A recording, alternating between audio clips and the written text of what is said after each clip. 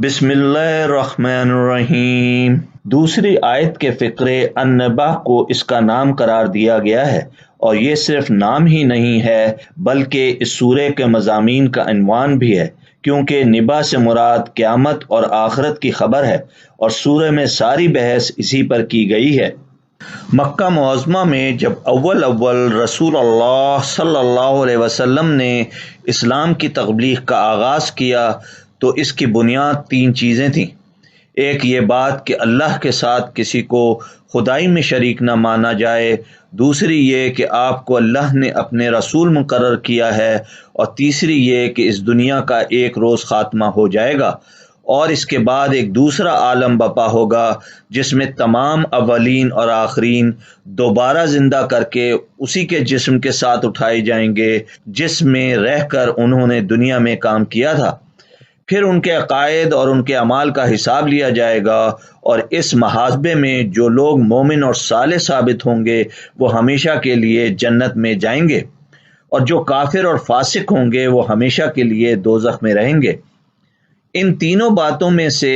پہلی بات اگرچہ اہل مکہ کو سخت ناگوار تھی، لیکن بہرحال وہ اللہ تعالیٰ کی ہستی کے منکر نہ تھے، اس کے رب اعلیٰ اور خالق اور رازق ہونے کو بھی مانتے تھے، اور یہ بھی تسلیم کرتے تھے کہ دوسری جن جن ہستیوں کو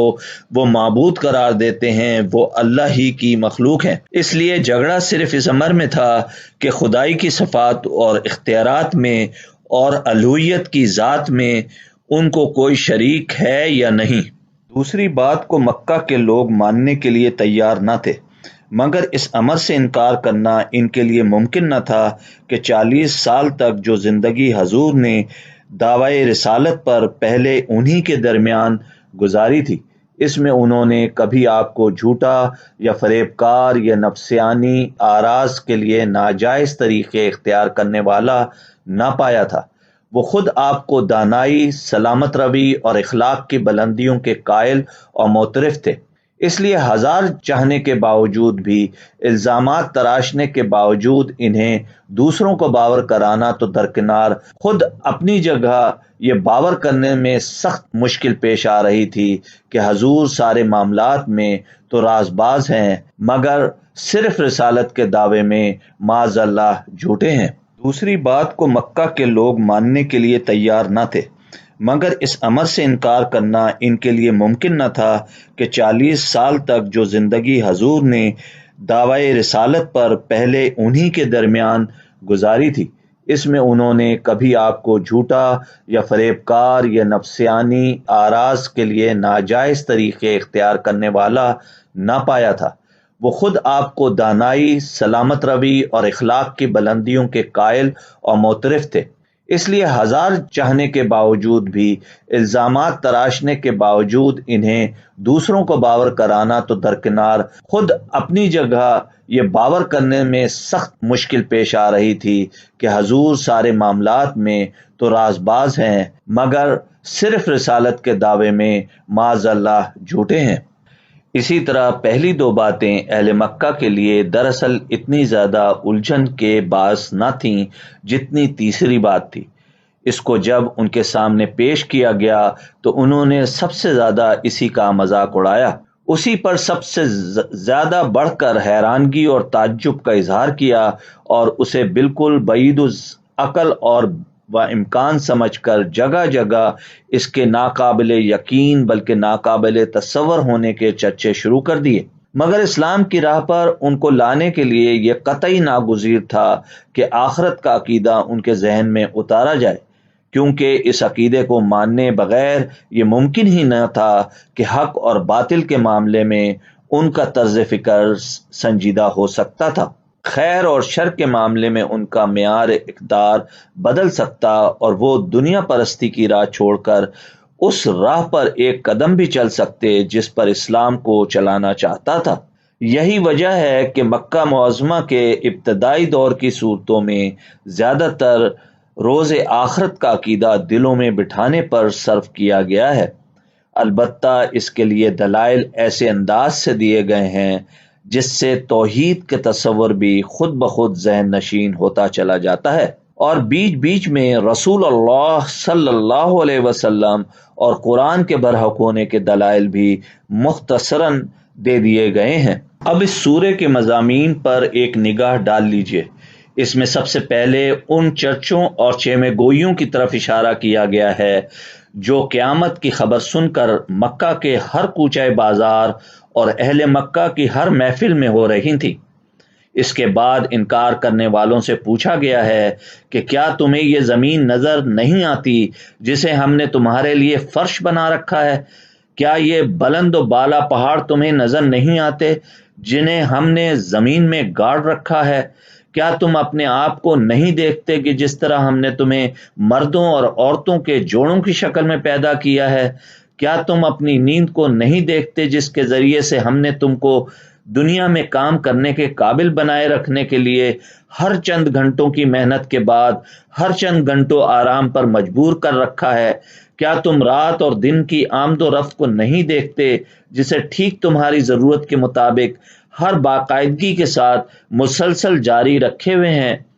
کیا تم اپنے اوپر آسمان کے مضبوط بندھے ہوئے نظام کو نہیں دیکھتے؟ کیا یہ سورج تمہیں نظر نہیں آتا جس کے بدولت تمہیں روشنی اور حرارت میسر آ رہی ہے؟ کیا تم ان بارشوں کو نہیں دیکھتے جو بادلوں سے برس رہی ہے اور ان کے ذریعے سے غلے اور سبزی اور گھنے باغ اگ رہے ہیں؟ یہ ساری چیزیں تمہیں بتا یہی رہی ہیں کہ جس قادر مطلق نے اس کو پیدا کیا اس کی قدرت قیامت لانے اور آخرت برپا کرنے سے عاجز ہے، اور اس پورے کارخانے میں جو کمال درجے کی حکمت اور دانائی صریحاً کار فرما ہے، کیا اس کو دیکھتے ہوئے تمہاری سمجھ میں یہی آتا ہے کہ اس کارخانے کا ایک ایک جز اور ایک ایک فعل تو با مقصد ہے مگر بجائے خود پورا کارخانہ بے مقصد ہے؟ آخر اس سے زیادہ لغو اور بے معنی بات کیا ہو سکتی ہے کہ اس کارخانے میں انسان کو پیش دست کے منصب پر مامور کر کے اسے یہاں بڑے وسیع اختیارات تو دے دیے گئے ہیں، لیکن جب وہ اپنا کام پورا کر کے یہاں سے رخصت ہو تو اسے یوں ہی چھوڑ دیا جائے، نہ کام بنانے پر پینشن اور انعام، نہ کام بگاڑنے پر باز پرست اور سزا۔ یہ دلائل دینے کے بعد پورے زور کے ساتھ فرمایا گیا ہے کہ فیصلے کا دن یقیناً اپنے مقررہ وقت پر آ کر رہے گا۔ سور میں بس ایک پھونک مارنے کی دیر ہے، وہ سب کچھ جس کو تمہیں خبر دی جا رہی ہے سامنے آ جائے گا، اور تم آج چاہے مانو یا نہ مانو اس وقت جہاں جہاں بھی تم مرے پڑے ہوگے وہاں سے فوج در فوج اپنا حساب دینے کے لیے نکل آؤ گے۔ تمہارا انکار اس واقعے کو پیش کرنے سے نہیں روک سکتا۔